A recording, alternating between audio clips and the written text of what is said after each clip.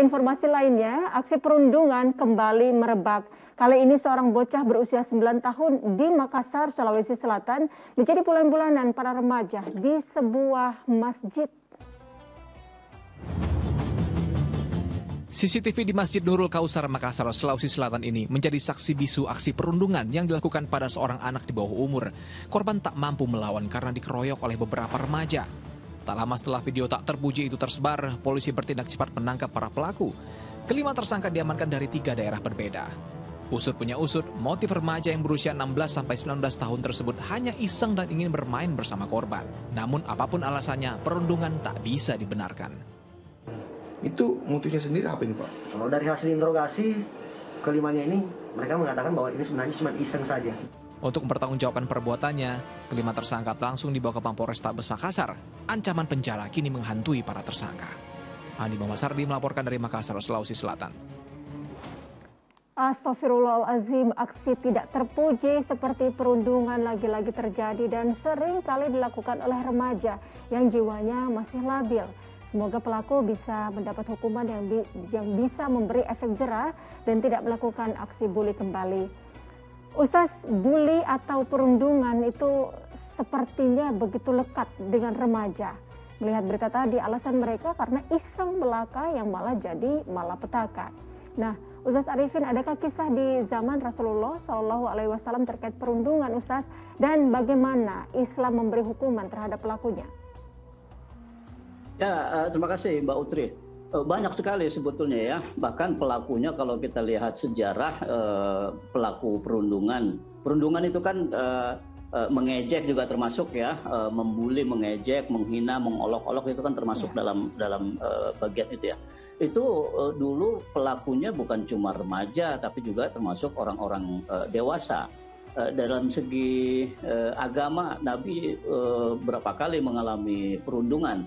Ketika beliau mendakwahkan ajaran Islam ya, beliau diejek, diolok-olok, dibilang sihir, dibilang orang gila, disebut macam-macam gitu. Itu terjadi. Nah biasanya memang perundungan semacam itu pada masa itu terjadi dari pihak yang merasa lebih kuat, lebih tinggi kepada pihak yang dianggapnya lemah. Nah saat itu Nabi Muhammad SAW orang masih muda, tidak kaya, terus berdakwah kepada orang-orang yang kaya, yang punya kedudukan. Nah mereka merasa, ini siapa kamu Muhammad ini kok mau-maunya berdakwah kepada kami. Nah, dengan merasa posisinya yang tinggi itu, mereka kemudian membuli, menghina, mengolok-olok Rasulullah SAW. Nah dalam peristiwa yang lain ada juga, ini remaja, terjadi pada remaja, anak-anak muda. Ketika itu ada seorang perempuan muslimah yang hendak memperbaiki pakaiannya yang robek ya di tempat penjahit. Nah kebetulan ketika dia menunggu pakaiannya diperbaiki itu, dia duduk di atas kursi yang ada pakunya. Nah lalu ada orang jahil, orang jahat dari pihak Yahudi saat itu sengaja menyangkutkan pakaian yang digunakan oleh perempuan itu ke paku yang ada di kursi, sehingga begitu dia bangun pakaiannya tertarik sehingga auratnya kelihatan, dan di situ mereka tertawa terbahak-bahak, menghina, membuli sang perempuan itu. Lalu kemudian dari kawan-kawan orang muslim, anak-anak muda muslim yang melihat perempuan muslimah diperlakukan semacam itu, mereka nggak terima. Kemudian terjadilah adu mulut dan sampai akhirnya sampai ada peperangan. Nah yang begitu-begitu pembulian dari pihak Yahudi, anak-anak muda Yahudi tentu sangat dilarang, tentu tidak boleh gitu, karena itu mengolok-olok apalagi dalam hal agama sampai membuka aurat orang. Nah tapi di sisi lain orang muslim yang membela perempuan tadi itu dibenarkan oleh Rasul. Karena apa?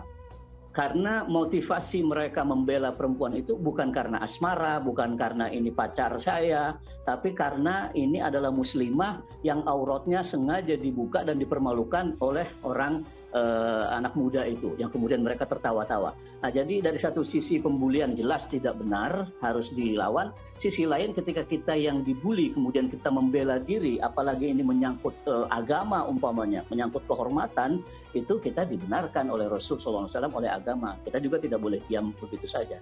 Saya kira itu contoh-contoh yang sedikit banyak saya kira bisa kita ambil pelajaran dari peristiwa-peristiwa pembulian yang terjadi pada masa Rasulullah SAW. Begitu Mbak Utri. Ya, Ustaz, tindakan bully atau mengejek atau mengolok-olok atau menghina satu sama lain tentu termasuk zalim dan diharamkan oleh Islam. Hal itu juga disampaikan di dalam surah Al-Hujurat ayat 11. Bisa dijelaskan Ustaz makna dari ayat tersebut? Ya, pertama itu soal pembulian ya, bukan sekedar dosa kecil loh ya. Karena di dalam Al-Quran dia tidak disebut sebagai maksiat atau perbuatan dosa biasa, bukan zambun, tapi di situ disebut sebagai jurmun. Jurm itu dosa yang lebih besar. Ajromu gitu ya, mereka melakukan dosa besar yang tentu saja kalau dosanya besar, hukumannya juga akan besar juga gitu ya. Sanksi sosial maupun sanksi nanti di akhirat itu juga besar. Jadi jangan pernah kita bermain-main dengan soal bully ini karena dosanya besar. Nah, yang kedua soal makna secara umum dari ayat 11 surat Al-Hujurat, itu kan arti secara umumnya kita dilarang untuk mengolok-olok orang, baik umpamanya dengan memanggil namanya dengan ejekan, hai pincang, gitu. Memang walaupun itu benar-benar pincang, umpamanya ada orang benar-benar pincang, tapi ketika kita memanggilnya gitu, hai pincang, sini kamu, itu sudah mengolok-olok namanya gitu. Jadi tidak semua yang benar itu bisa kita ucapkan.